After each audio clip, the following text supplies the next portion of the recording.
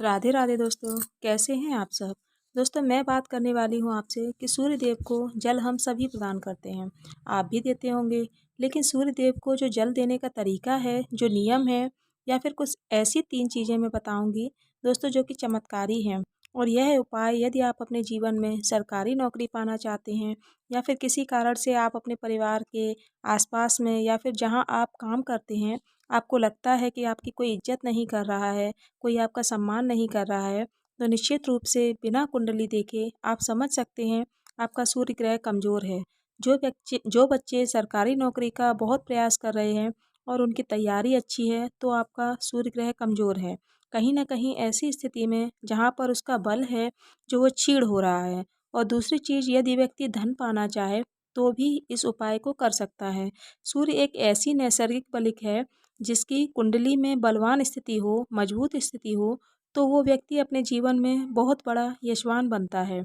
यहाँ यशवान का मतलब आप समझ रहे हो कि जहाँ पर कुछ व्यक्ति चाहते हैं कि उनका बहुत अधिक मान-सम्मान होता है, चारों तरफ उस व्यक्ति यश यश कीर्ति फैली रहती है। यदि कुंडली में सूर्य मजबूत हो तो धन की स्थिति अच्छी रहती ही है। और किसी भी कामना के लिए आप इस सूर्य देव का जो तरीका है जल देने का, उसमें बदलाव करते हैं या परिवर्तन करते हैं, तो निश्चित रूप से आपके जीवन में जो बुरी स्थिति है वो दूर हो जाएगी और सौभाग्य निश्चित रूप से जागृत करना है। तो करना ये है दोस्तों कि सूर्य देव को जल देते समय विशेष जैसे कि जानकारियाँ रखनी हैं, सावधानियाँ रखनी हैं। तो सबसे बड़ी सावधानी तो यह होती है दोस्तों, जैसे कि हम सभी को कहते हैं कि भगवान की पूजा पाठ कभी व्यर्थ नहीं जाता है। ठीक उसी तरह से भगवान सूर्य नारायण को अर्पित किया हुआ जल, जो अर्घ है, वो कभी भी निष्फल नहीं जाता है। कब निष्फल जाता है यह भी आप समझ लीजिए।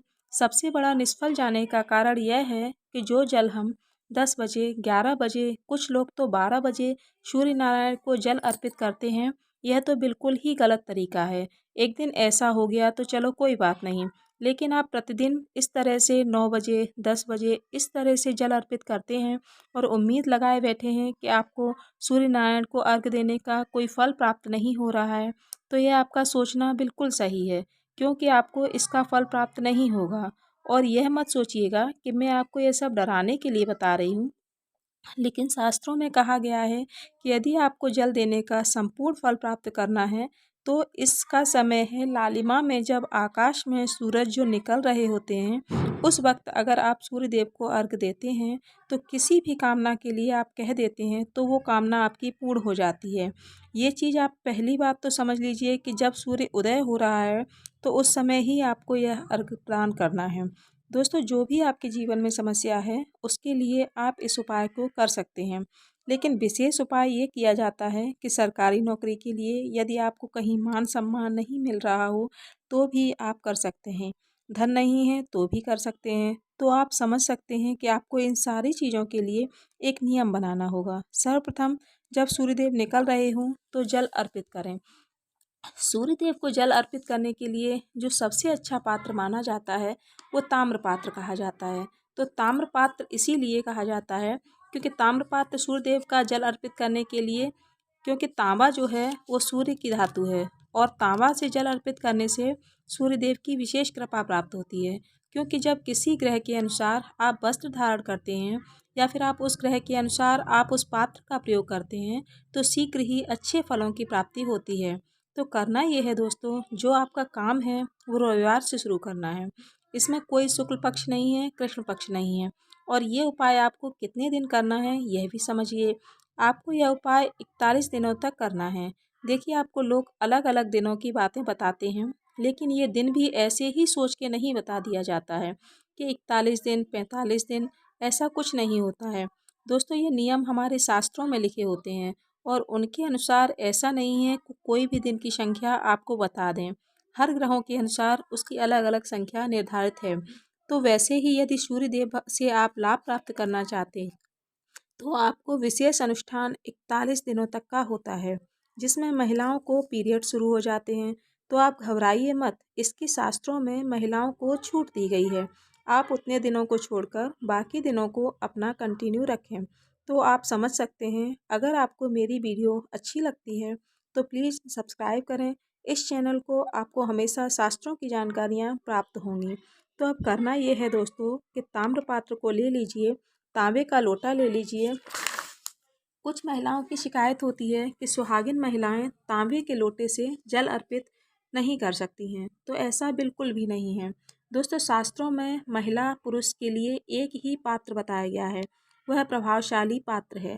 ताम्र पात्र ले लीजिए। उसके बाद उस अर्घ के लोटे में आपको कुमकुम, जैसे रोली भी बोला जाता है, अक्षत, इन दोनों चीज़ों को डाल लें। और अगली चीज़ है दोस्तों दूर्वा। जैसे तुलसी पत्ता 11 दिन तक बासी नहीं होता है, बेलपत्र 6 महीनों तक बासी नहीं होता है, उसी तरह दूर्वा भी 11 दिनों तक बासी नहीं माना जाता है। इसीलिए आपके घर में यदि गमला है तो उसे सूखे हुए दूर्वे को लाकर गमले में लगा सकते हैं और उसमें आप पानी डाल देंगे तो वह हरा भरा हो जाता है, तो पकड़ लेता है। गमले की मिट्टी में तो आप इसको कर सकते हैं। थोड़ा सा दूर्वा तोड़कर लोटे के जल में डाल लेना है। ये डालकर सूर्य नारायण को अर्घ देना है। जो अर्घ देने का समय है वो मैंने आपको पहले ही बताया है कि उगते सूर्य को ही अर्घ दे दीजिए। लेट से आप अर्घ देंगे तो ये उपाय आपको बता रही हूँ वो प्रभावशाली तो होगा, लेकिन उस हद तक लाभ नहीं मिलेगा जिस हद तक मैं आपको बता रही हूँ। तो अगर उस हद तक लाभ पाना चाहते हैं तो समय का बहुत ज़्यादा ध्यान रखना होगा। और जब आप ये उपाय कर रहे हो तो एक चीज़ का और ध्यान दें, सूर्य उदय तक यदि लेट तक सो गए हैं तो समझिए आपका जो उपाय है किया हुआ वो छीड़ हो जाएगा। वैसे ही सूर्योदय के समय आपको जल प्रदान करना है, तो सूर्योदय के बाद तक सोने का तो प्रश्न ही नहीं उठता है। इस उपाय को करते समय आपको जो वस्त्र धारण करने होंगे वो लाल रंग के होने चाहिए, क्योंकि मैंने बताया कि सूर्य की जो धातु है वह तांबा होती है, लाल रंग की होती है। और जब आप वस्त्र भी लाल धारण करेंगे तो लाल रंग के करेंगे। और यदि आप चाहें तो लाल रंग का जो कुमकुम होता है उसके स्थान पर लाल चंदन का भी प्रयोग कर सकते हैं। ये 3 वस्तुएं दुर्भाग्य को सौभाग्य में बदल सकती हैं। अब सूर्य देव को जल देते समय जो मंत्र पहले से जपते आए हैं वही जपें, नया मंत्र मैं नहीं बताऊंगी। ओम सूर्य देवाय नमः जप सकते हैं, ओम आदित्याय नमः जप सकते हैं, वो आपकी इच्छा पर निर्भर है। पुरुष लोग जो हैं गायत्री मंत्र का जाप करें, क्योंकि गायत्री मंत्र बहुत अधिक तक प्रभावशाली बताया गया है और शिव पुराण में भी गायत्री मंत्र के बारे में चर्चा है। जो लोग गुरु नृत्य संध्या पूजन गायत्री मंत्र से करते हैं उनकी शक्ति जो है वो बहुत हद तक ऐसी हो जाती है जैसे कि वो अमृत शिवलोक में ही जाते हैं।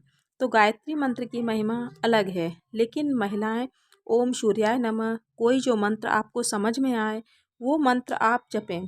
इसीलिए मैं मंत्र नहीं बता रही हूँ, क्योंकि आप पहले से ही ज़रूर सूर्यदेव को जल देते होंगे और पहले से ही कोई ना कोई मंत्र जपते होंगे, तो आप उसी मंत्र से अभी भी जल दीजिए। बस समय बदल दीजिए और पात्र बदल दीजिए, वस्त्र बदल दीजिए और जो 3 चीज़ें मैंने आपको बताई हैं वो बदलिए।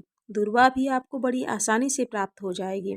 तो इस उपाय को आप कर सकते हैं। अब अगली चीज़ जो दोस्तों आपको ये ध्यान देनी है, कुछ लोग कहते हैं कि शनिवार को सूर्य नारायण को जल नहीं देना चाहिए, तो यह बिल्कुल भी गलत है। इसका शास्त्र में कोई भी प्रमाण नहीं है।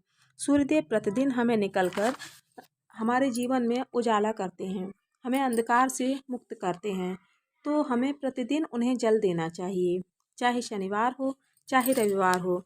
तो इस उपाय को आपको प्रतिदिन करना चाहिए, कोई शनिवार का दोष नहीं लगता है, इस काम को कर सकते हैं। और यदि बच्चे जो सरकारी नौकरी की तलाश में हैं या फिर जिन बच्चों को अपने पिता से नहीं बन रही है, तो वो बच्चे बिना सोचे समझे सूर्य देव को जल अर्पित करना प्रारंभ करें। काफ़ी हद तक पिता के साथ जो है बनने लगती है। सरकारी नौकरी यदि कुंडली में योग होते हैं तो शीघ्र खुलने लगते हैं। तो हर माता पिता को चाहिए कि वह बचपन से ही अपने बच्चों को सूर्य देव को अर्घ देने की आदत डालें। अच्छा दोस्तों, उम्मीद करती हूँ कि आपको यह वीडियो अच्छी लगी होगी, तो प्लीज़ चैनल को सब्सक्राइब कीजिए और आगे आप मुझसे कौन सी जानकारी वाला वीडियो चाहते हैं उसके लिए कमेंट करके ज़रूर बताइए। वीडियो देखने के लिए बहुत बहुत धन्यवाद। राधे राधे।